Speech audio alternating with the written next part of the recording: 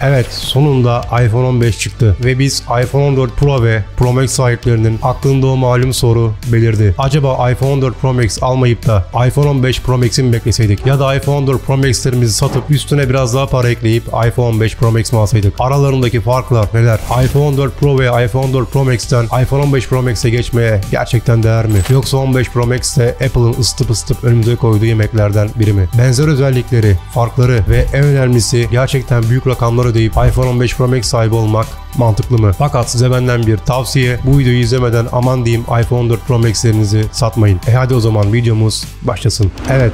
Herkese merhabalar. Bugün bu içerikte yine dev bir amiral gemisi yeryüzüne iniyor. Yani iPhone 15 serisi ve en büyük kozu iPhone 15 Pro Max. Bir diğeri ise daha düne kadar dünyanın en iyi telefonu olan ve Apple'ın en çok satan telefonlarından iPhone 14 Pro Max. O zaman bugün yine günlerden kısaca Apple diyebilir miyiz? Şimdi size şöyle söyleyeyim. Gördüğünüz gibi ben bir iPhone 14 Pro Max kullanıcısıyım ve alalı henüz bir ay falan oldu. Ve gerçekten çok iyi telefon yapmışlar. İnanılmaz memnunum. Peki ne oldu? Ardından iPhone 15 Pro Max tanıtıldı. İlk başta düşünüyordum 15 Pro Max çıkarsa direkt iPhone 14 Pro Max'imi satıp üstüne 15-20 bin TL ekleyip iPhone 15 Pro Max alırım diye düşündüm. Fakat ta ki tanıtılana kadar direkt bu fikrimden vazgeçtim. Tabii ki şimdi niye diye soracaksınız. Çünkü bana göre özellikleri beni çok tatmin etmedi. Tabii ki yeni gelen özellikler var fakat öyle çok devrim niteliği taşıyan herhangi bir gelişme göremedim. Fakat tabii ki de benim fikrim. Bakalım sizin fikirleriniz videonun sonunda neler olacak. Hadi o zaman daha fazla uzatmayalım. Videomuz başlasın. Evet, şimdi direkt konuya dalacağım. Çok fazla uzatıp sizi sıkmak istemiyorum. Hemen size bu iki telefonun benzer yanlarını ve farklılıklarını anlatmaya başlıyorum. Şimdi ilk önce tasarım olarak ekranlardan başlayalım. iPhone 14 Pro Max nasıl gelmişti? Dokulu mat cam arka yüzey, paslanmaz çelik tasarımıyla ve Super Retina XDR 6.7 inçlik ProMotion teknolojisini barındıran ekranla karşımıza çıkmıştı. Peki 14 Pro Max böyleyken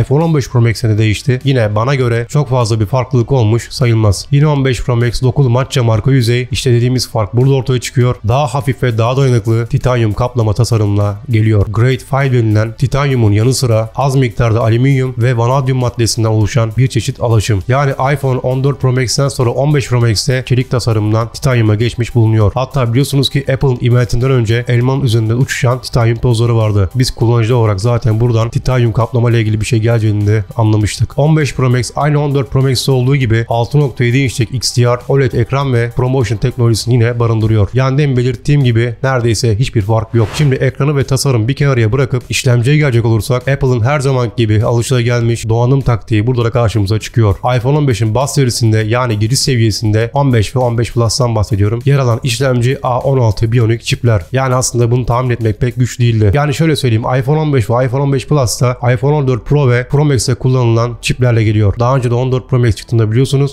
iPhone 14 ve 14 Plus serisinde 13 Pro Max'teki çipler kullanılmıştı. Yani Apple'ın her zamanki olaylarından biri. Fakat iPhone 15 Pro ve Pro Max'e geldiğimizde işler bu sefer gerçekten değişiyor. Çünkü şu an burada Apple en büyük farklılıklarından birini ortaya koydu. 15 Pro ve Pro Max'te A17 Pro çipler geliyor. Yani artık Apple'ın bu çipleri Pro takısıyla karşımızda olacak. 3 nanometre teknolojisiyle gelen A17 Pro çipler iPhone 14 Pro Max'in A16 Bionic çiplerine göre 2 katı performans ve 4 kat verimlilik sağlayacak olan 6 çekirdekli CPU'ya sahip işlemciler olacak. Bak, saniyede tam 35 trilyon işlem yapabilen bu Pro çipler hızlandırılmış ışın izleme ve yeni mesh gölgelendirme özellikleri sunuyor. Böylece iPhone 15 Pro Max oyun dünyasında da zirveye oynamaya başlayacak ve en üstün grafikli oyunlar bile en yüksek performansında muhteşem sonuçlar verecek. Yani artık bir nevi oyun konsollarıyla yarışacak hale geldi diyebiliriz. Şimdi tekrar iPhone 15 Pro Max'e yeni eklenen bir teknolojiyle devam edelim. iPhone 14 Pro Max ve iPhone 15 Pro Max kameraları. Durun fazla panik yapmayın. Çünkü yine aman bir değişiklik yok. Her iki telefonda yine 48 megapiksellik RAW ve HDR fotoğraflar çekebilen, yine arkada 3 önde de bir kamera sistemiyle geliyor. 48 megapiksellik ana kamera, 12 megapiksellik ultra geniş açılı bir kamera ve yine 12 megapiksellik telefoto kameraya sahipler. Fakat burada 15 Pro Max'i ayıran küçük bir özellik, yani kimine göre küçük kimine göre büyük orasını bilemem, fakat olay şu ki iPhone 14 Pro Max 3x zoom yapıyorken iPhone 15 Pro Max telefoto kamerasında tam 5x zoom'a kadar çıkabiliyor. Yani 2x farkla daha fazla zoom yapabiliyor ve ayrıca 24 ve 48 megapiksellik yine yüksek çözünürlük fotoğraflarda çekebiliyor. Çok fazla kayda değer bir değişiklik yok. Ve şimdi gelelim artık o çok konuşulan her iki telefonda şarj soketlerine. Zaten çoğumuz bu durumun sorunu olacağına aşinaydık ve biliyorduk sayılır. Ve nitekim de beklediklerimiz oldu. Artık iPhone'larda Lightning girişlerine elveda diyoruz. Onun yerine daha hızlı ve global bir bağlantı şekli olan USB-C'ler geldi. Böylece artık iPhone 15'lerinizi diğer USB-C bağlantısı kullanan cihazlarınızın kablolarıyla da şarj edebileceksiniz. Şimdi bu USB-C teknolojisinde iPhone 15'te, yani şöyle söyleyeyim, iPhone 15 ve iPhone 15 Plus'ta USB 2 desteği olacak. Fakat 15 Pro ve 15 Pro Max'te tam 10 gigabit'e kadar çıkabilen USB 3 desteği olacak. Burada Apple Pro serisinde yine torpilini geçiyor. Ve tabii ki de biliyorsunuz ki iPhone 4 Pro Max'lerde Apple'ın klasik Lightning girişleri vardı. Böylece olmuş oluyor,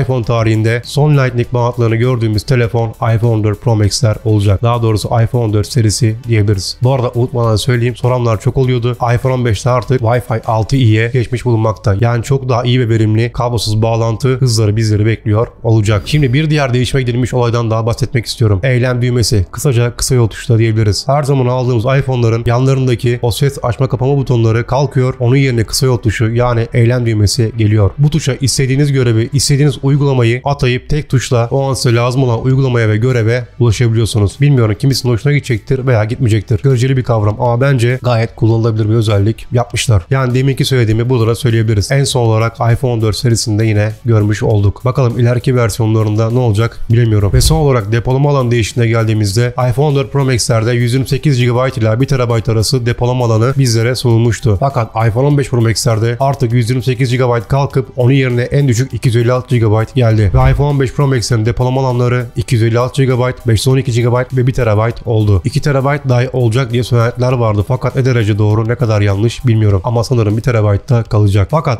iPhone 15 ve iPhone 15 Plus'ta depolama alanları yine 128 GB ile 1 TB arası olacak. Hatta iPhone 15 Pro'da bile 128 GB ile 1 TB arası olacak. Bu 256 GB ile 1 TB depolama alanı sadece iPhone 15 Pro Max'lerde geçerli. Yani burada benim fikrim 256 GB'dan başlaması gayet iyi olmuş. Çünkü 128 GB ileriye dönük olarak telefon yoğun kullananlarda belki yetmeyebilir. Evet, farklılıkların çoğundan, hatta hepsinden bahsetmeye çalıştım. Onun dışındaki özellikler bildiğiniz iPhone 4 Pro Max'teki özellikler. Fakat ben yine de şuraya ve şuraya iPhone 15'in ve iPhone 4 Pro Max'in öne çıkan teknik özelliklerini koyuyorum. Ayrıca isterseniz buralardan da bakabilirsiniz. Yani bilmiyorum ne düşünüyorsunuz, fakat hemen hemen özellikler benzer özellikler. Mesela iPhone 4 Pro Max'e de 15 Pro Max'e de 460 ppi yoğunluk değerlerine sahipler. Always on display, Dynamic Island, 120 Hz ProMotion teknolojisi, 2000 nite varan ultra parlaklık, True Tone, Haptic Touch, IP68 dayanıklılık sertifikası, Photonic Engine, Deep Fusion, lidar tarayıcı, Apple Pro RAW çekim, 4K 60 FPS'e varan video kaydı, 48 megapiksellik ana kamera, 12 megapiksellik ön kamera. Ayrıca yine ön kamerada 4K 60 FPS'e kadar video kaydı. Bunların yanı sıra telefoto kamera, ultra geniş açılı kamera, makro çekim modu, hareket modu, kaza algılama modu, uydu modu gibi tüm teknolojiler iPhone 4 Pro Max'e ve iPhone 15 Pro Max'e ortak olarak var. Mesela yalnız şundan bahsetmek istiyorum. Dynamic Island Dynamica'da iPhone 14 Pro ve